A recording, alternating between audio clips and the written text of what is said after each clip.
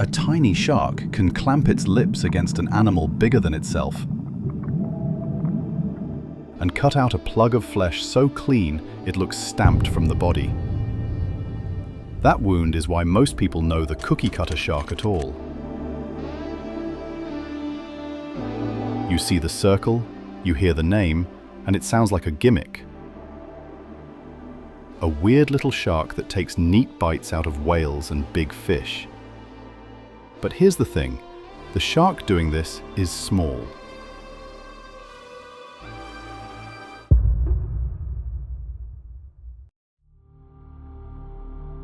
Isistius brasiliensis reaches about 42 centimeters in males and about 56 in females. Yet, it has documented feeding links to whales, dolphins, tuna, swordfish, sharks, and seals. A shark under half a meter long, leaving marks on animals that huge, should feel wrong. And that's only the start. It spends its days deep in the open ocean, rises toward the surface at night, glows from below, carries teeth that work like a blade, and feeds in ways stranger than the famous wound makes you expect. So, if you want the bite to make sense, you first have to look at the animal itself.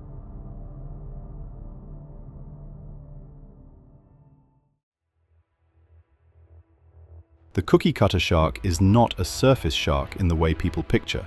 It lives across tropical to warm temperate waters. But by day, it is usually found below about 1,000 meters. At night, it moves toward the surface.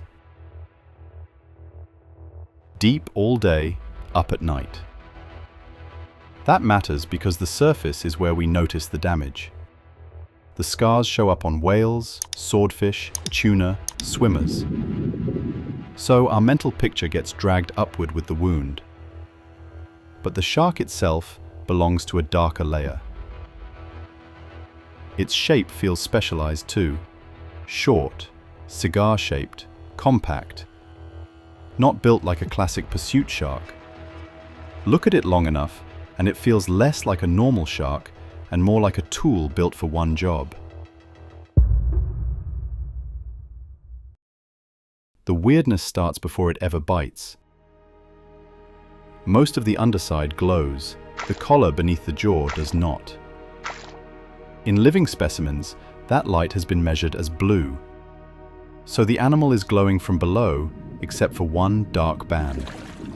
You'd think that light would just be camouflage, and maybe part of it is. The glowing belly could help hide the shark in downwelling light. But scientists have also proposed something stranger. The dark collar may make the shark look like a much smaller prey animal to anything looking up. The glow is confirmed. The collar is confirmed. The collar acting as a lure is still a hypothesis, not a proven field result. Then you get to the teeth. The upper teeth are small and grasping. The lower teeth are much larger and form a blade. When the lower row is replaced, the shark sheds the whole unit and swallows it. It does not just replace teeth, it replaces an entire cutting edge. And then it gets worse, because now the mouth starts to make sense. This is the part the title promised. The famous wound is not a normal bite made by a small shark. The shark presses fleshy lips against the target and forms a seal. The upper teeth anchor it. Then, the lower tooth blade cuts out a plug of tissue. Less like a slash, more like a punch cut. The lower jaw is scoop-shaped. The lower teeth work together as one saw-like edge. That's why the wound can come out as a neat oval or circle instead of a ragged tear. And the amount removed can be extreme for such a small predator. In one study, a single bite plug reached 6.72% of body mass. In one stomach, 2 plugs together equaled 14.7%. That's not a typo. If you like real predator mechanics like this, subscribe here, because the deeper ocean gets, the less normal starts to mean anything.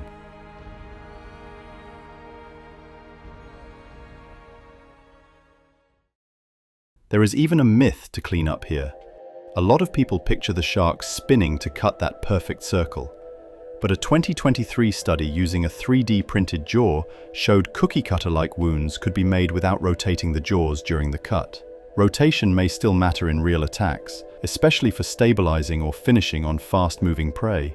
But the basic wound shape does not require the spin people usually imagine. And that opens the next question, because the strangest part may not be how it bites. It may be what that bite has distracted us from. The famous version of this shark is simple: tiny predator, giant prey. But a 2021 study from Hawaii pointed elsewhere. Large epipelagic prey were a minor part of the diet in the sharks sampled. Over longer timescales, about half the diet came from small prey.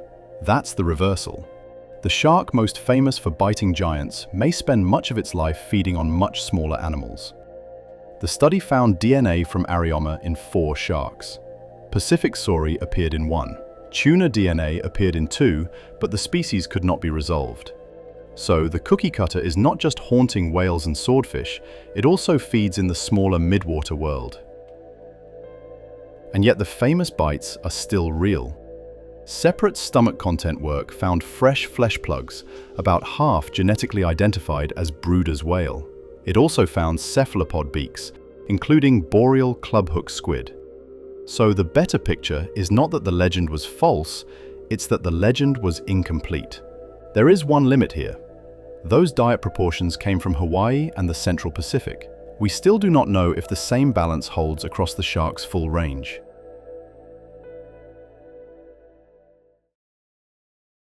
Most of the time, we do not see the shark itself, we see what it did.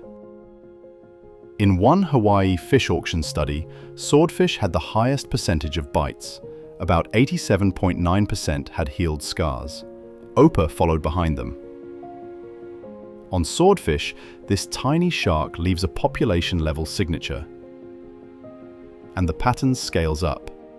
A 2025 study on short-finned pilot whales around Hawaii documented 9,281 fresh, healed, or scarred bite marks on 396 of 399 whales examined. Fresh bites varied by season, lunar phase, and sea surface temperature, which means the scars are not just damage, they're data. Researchers can use those marks to infer overlap, seasonality, and movement. The sharks stay hidden. The bites do the reporting. Dry way to become famous. But even that leaves uncertainty. In the pilot whale work, it is still unclear how much of the timing pattern comes from shark behavior, whale behavior, or both. And the moment you realize those scars can show up on more than animals, the shark gets stranger again.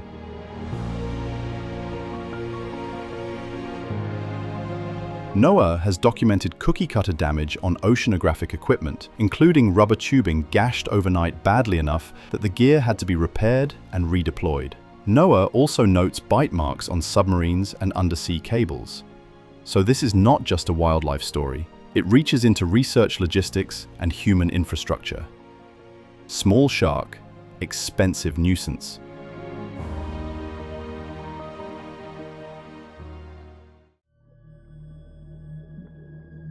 A 2025 Hawaii longline study also found that cookie-cutter bites on caught fish were more likely when fishing operations extended further into nightfall and into lower lunar illumination. Damaged fish lose value. Even in the human world, darkness still seems to help this shark.